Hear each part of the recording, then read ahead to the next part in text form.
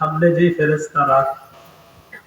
ফেরেশতারা তাড়াতাড়ি আত্মাটা ওই যে জানিয়ে আসছে সালার বস্তার মধ্যে পেঁচাবে, পেঁচানোর পর আসমানের দিয়ে রওনা করবে।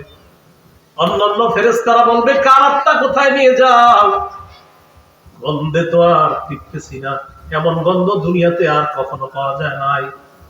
মুসলমান চিন্তা করবেন, ফেরেশতা সুগন্ধিও পাবে, দুর্গন্ধও পাবে।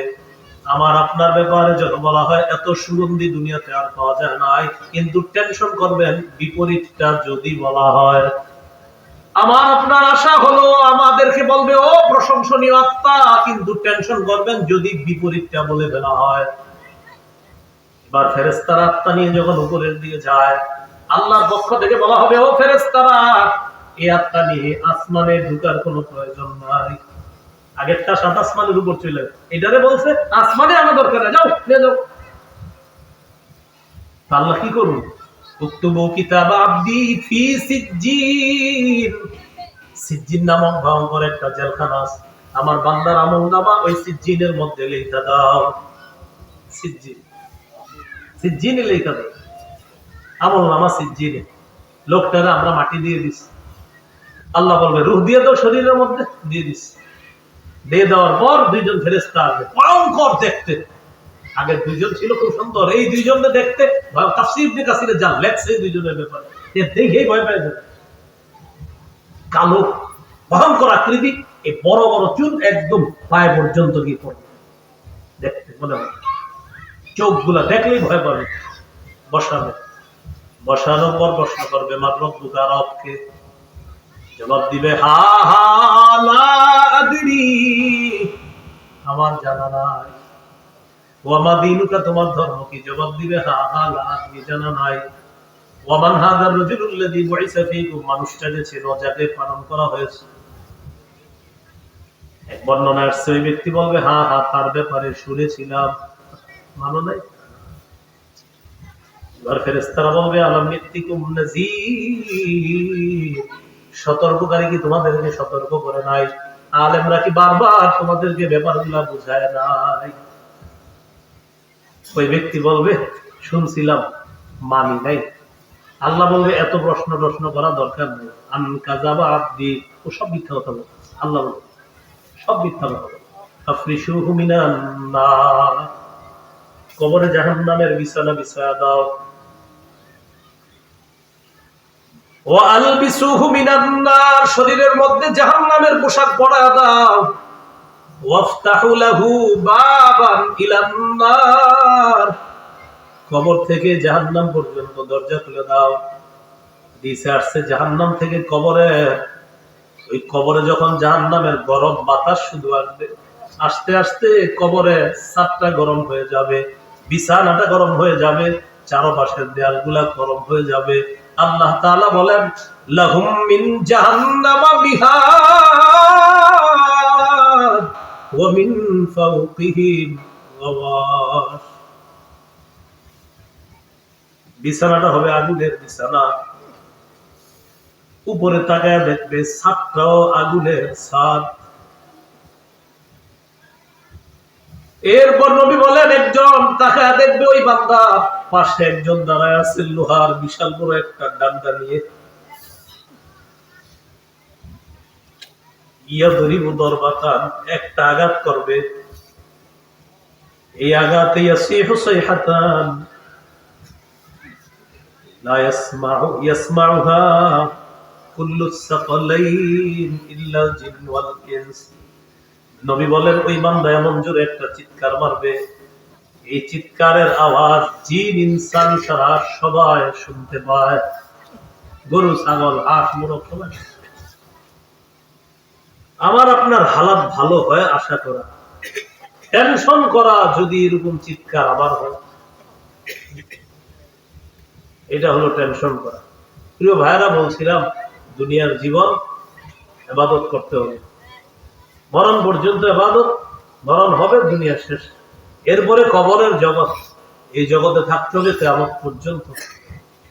কিয়ামতের মাঠ যখন কায়েম হবে তখন দুই দল মানুষ হবে, সূরা হুদে আল্লাহ বলছে মিনহুম শাকিয়্যুন ওয়া সাঈদ, একদল হতভাগা আরেকদল সৌভাগ্যবান। টেনশন করা সৌভাগ্যবান হবো আলহামদুলিল্লাহ, টেনশনে থাকা যদি হতভাগা হয়ে যায়, এটা টেনশন।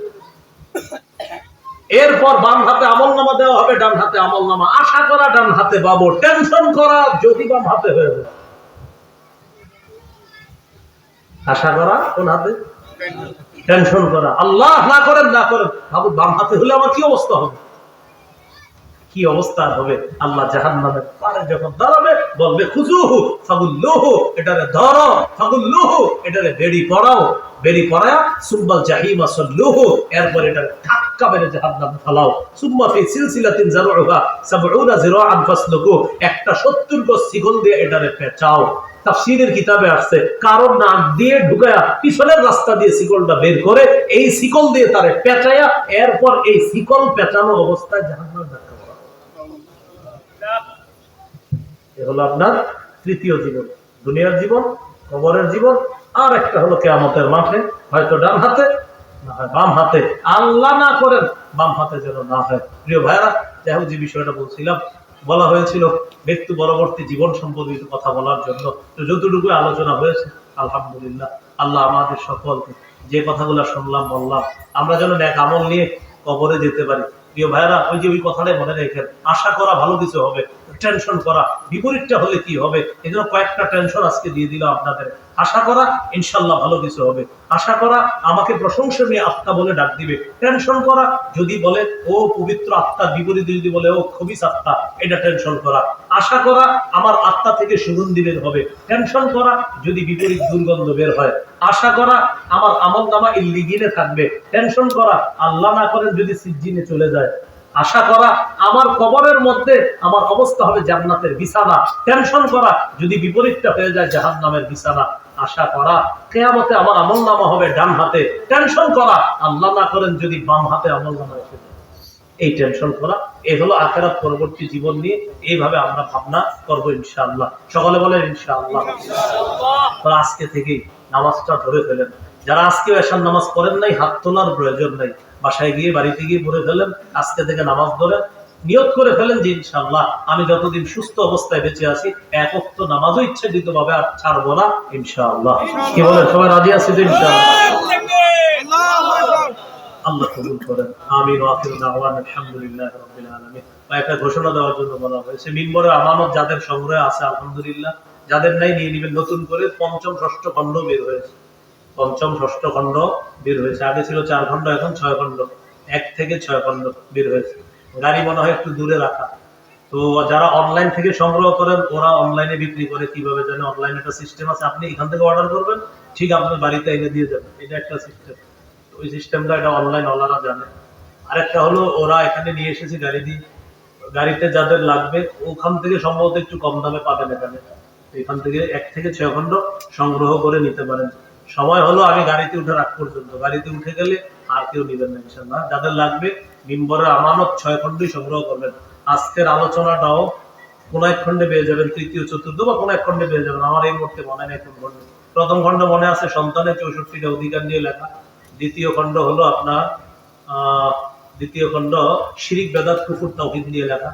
তৃতীয় খণ্ড হালাল হারাম নিয়ে লেখা, সুদের আলোচনা তৃতীয় খণ্ডে। তারপরে আপনার চতুর্থ খণ্ডে স্বামী স্ত্রীর নির্বাচিত অধিকার। এইগুলো সন্তানের অধিকারের মধ্যে মৃত্যুর আলোচনাগুলো পেয়ে যেতে পারেন। সন্তানের একটা অধিকার হলো মৃত্যুর পর কি কি করণীয়, ওখানে হয়তো আলোচনাগুলো আছে মৃত্যুর পর করণীয় সম্পর্কে। তো এটা প্রথম খণ্ডে না দ্বিতীয় খণ্ডে এই মুহূর্তে বলবো, খণ্ডগুলার পৃষ্ঠা বাড়াইছে, তো এখন কোন খণ্ডে এটা চলে গেছে আমি বলতে পারি না। তো যাই হোক, যাদের লাগবে ওখান থেকে আপনারা গাড়ি থেকে সংগ্রহ করে নিয়ে। আমিন ওয়া আখিরু দাওয়ানা আলহামদুলিল্লাহি রাব্বিল আলামিন। আসসালামু আলাইকুম।